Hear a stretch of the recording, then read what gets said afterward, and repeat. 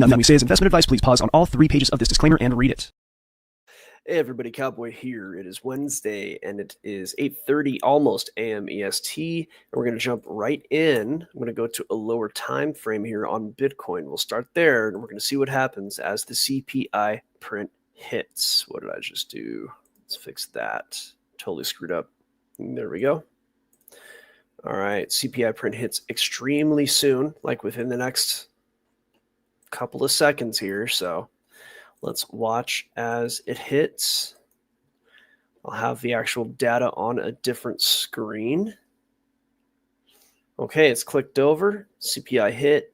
Okay, so we're seeing everything head down just a little bit. Remember, we're on the low time frame here. So it looks like there's a big reaction to the CPI. It's really not. This is on the 5-minute time frame. Watching Bitcoin head down a bit. That's probably a dollar strong situation. So it's a cool CPI print or just an uneventful CPI print. We'll see what it actually is here. Okay, so looks like CPI actually was a little warm, a little bit warm, a little bit higher than expected on all fronts here. Okay, so that's that. Interesting. So that really interesting thing here, when CPI hits hot, right? What you're showing is that, okay, yeah, that's going to be a situation where inflation is still a problem. So they're going to have to keep the dollar a little bit strong. So that makes sense. Okay, so what that means, okay, CPI is an inflationary metric. So basically what they have to do is they have to make sure that if CPI comes out a little warm, that means they cannot hike interest rates. That means that they need to keep, gosh, wow, I can't even think. Oh my God, they can't cut interest rates, because the more you cut interest rates, the more inflation happens, because money's cheap, money flows into markets, and prices go up. So if you want prices to not go up or even to go down a bit, which is how you fix inflation, then you have to keep the dollar strong, which means high rates. And the print across the board was a little bit warm. It wasn't extraordinarily warm, right? It wasn't especially warm, but it was a warm print. So let's go over to forexfactory.com. Make sure you can see that. Give me just a second. Yeah, you can. Yep. And here we are. The estimated for core CPI was 0.3, came out as 0.4. CPI month over month, 0.3 came out as 0.5. Year over year, 2.9% came out as 3.0. And that's a little bit warm on the non-core CPI, the month over month. That was a little bit warm. Warmer than it could be, right? So definitely looks to me like prices will continue to head down for the moment, and that's what I predicted. The Sunday prediction that I did, the charts are respecting that. Initially, it did take a minute for this first pop up to get pushed back down. So I thought it would come down a little bit sooner, but remember, these Sunday videos are more or less based on more of a 2 or 3, 4 day look. Usually it's a week-long look, but until the CPI comes out, I usually don't want to forecast too much. So now that it has come out, it does seem that prices will just kind of continue to go sideways or down, and that's with Bitcoin. Let me take a brief look at the algo. Yeah, I think we're going to see more sideways and down for the moment with Bitcoin. Now that can end really at any time. There's a lot of money flowing into Bitcoin. So let me go ahead and copy paste that and move it to the Friday close. This little line here, we'll say about there. So for the rest of the week, for the moment, I do think we're going to see more sideways and down. And as you see here, 90,000 is this bottom blue line. That is the support. And price will probably continue to head towards that support with some pop-ups. So something maybe along the lines of this. It could always bounce a little bit sooner, but in the end, I think you'll end up in that kind of a situation right there.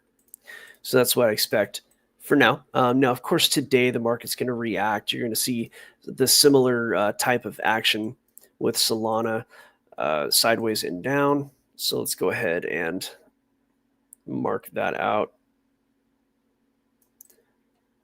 And I think we will see more sideways and down, right? Pretty simple. Very simple, because this, of course, being Solana, that's going to mimic or take its cues from Bitcoin, so we can see that happen. And it's hard to say whether or not that's going to be a strong move. Remember, we got PPI tomorrow. That can make a pretty big difference, but I think the market has seen what it needs to see because they've seen CPI. So let me run over to another page here to see if there are any questions or comments, and I don't see any as of yet. Perfect. Well, we've got a lot of people watching. All right, that's awesome. I love it. We got a big audience today. So let's move over to, let's take a look at some other cryptos. I know a lot of people have their eyes on it. Ethereum is probably going to, Ethereum, you're going to see the same thing right now. You're seeing mostly a heavier pressure on Ethereum like that. You see those lower highs, and yet you have consistent lows here. So you have more or less of a base being formed at about 2550, and you'll see that this will continue to stair step down, most likely. So as that happens, there's a way to measure where that might break down to, and we're looking at maybe like a 4 to 5 day horizon on that. I'm not big on trading triangles, but they can be useful when it comes to measuring where price might go. And of course, we have some confluence down here at the bottom where this bottomed out around 20,050 or so. So what I'll do is top to bottom. So your near-term targets, if Ethereum does continue down, you're looking at about 2480 and 2350. So good chance those are going to drop down as the week progresses. Ripple just being consistent, but also a similar look. In fact, if I were to go through all of the crypto charts, they'll probably look about the same, right? You're going to see a lot of the same stuff. Crypto is just waiting, right? It's just waiting for this time for Bitcoin and this massive consolidation. I'll zoom out on the Bitcoin chart so you can see it. But it's this long consolidation that's been going on back to now November, right? It's either going to break up or down. It could break down. I think if it breaks down, it will eventually break up, or it could just break upwards. Those are the two ways to look at it. So a move down as low as really 75,000 is what the charts say. It could go lower if there are events. You can see a move down there. Or instead of that, see, this is what that might look like. Let's just say it broke down now. It might break down later. It could break down weeks from now. I don't expect a lot of action, but it could break down and make its way to 75 on a bearish scenario. What's a bullish scenario? Well, first of all, if it broke down that low or even lower, it could. I do expect it to head up after that, right? I don't think the bull market is over, but I do think we could see a pullback. Typically during bull markets, we see a 30% pullback.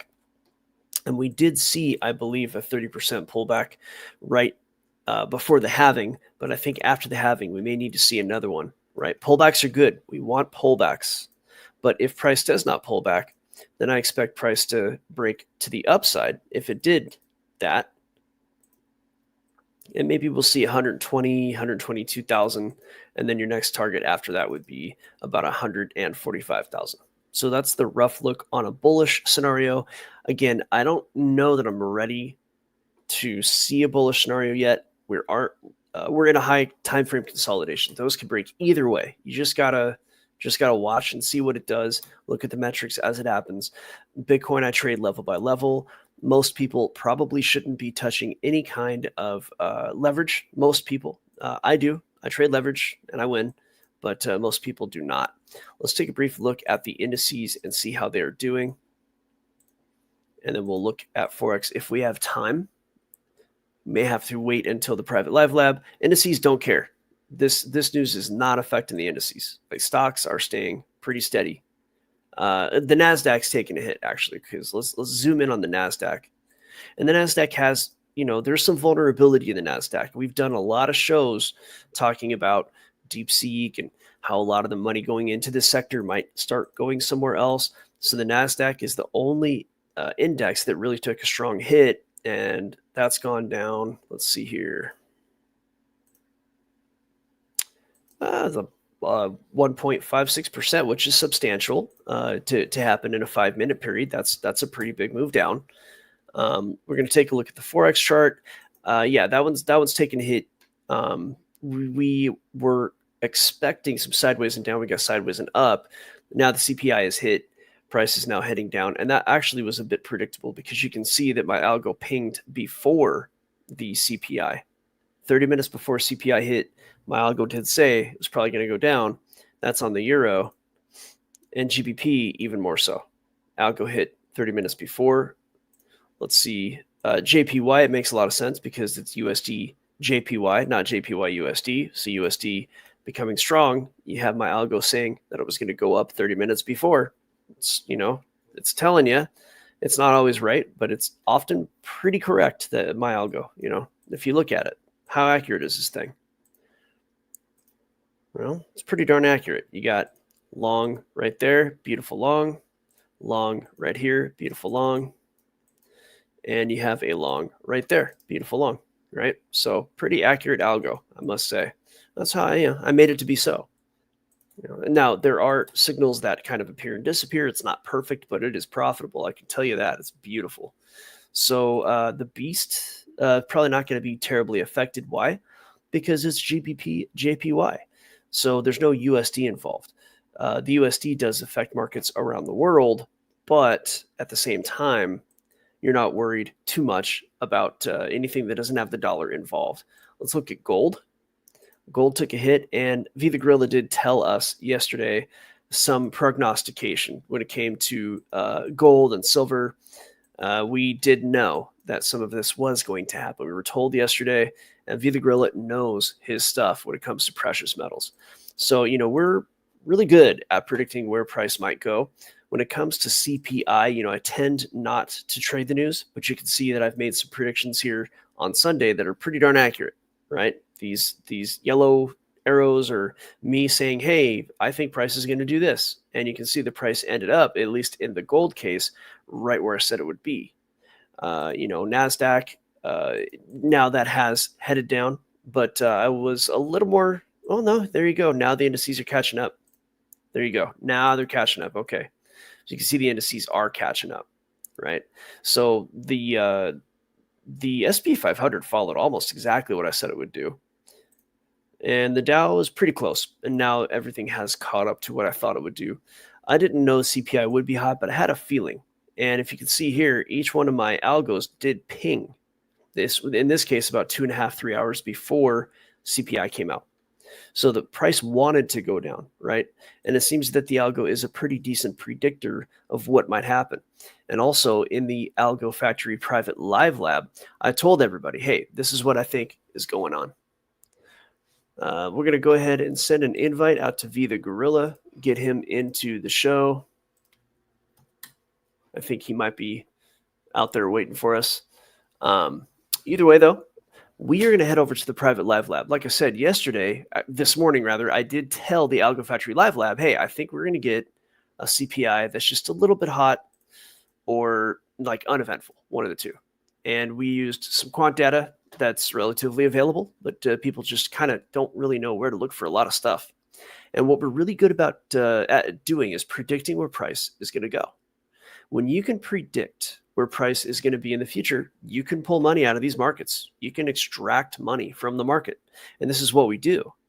And then we're able to do this whether, crypto is good, crypto is bad, whether it's a bear market, whether it's a bull market. We have the capability to make money in almost any market scenario. And this is why Algo Factory is awesome. And we've been around now for a couple of years, and we just continue to win. It's just what we do. We just win. So we do appreciate you guys watching. We're going to hop off here. We're going to take a look at the private live lab. Come on over to algofactory.tech, and we'll show you how we're able to predict where price is going to go and how we use that data to extract money from the market. We love you all. Thanks for watching. And do not forget, join us or die.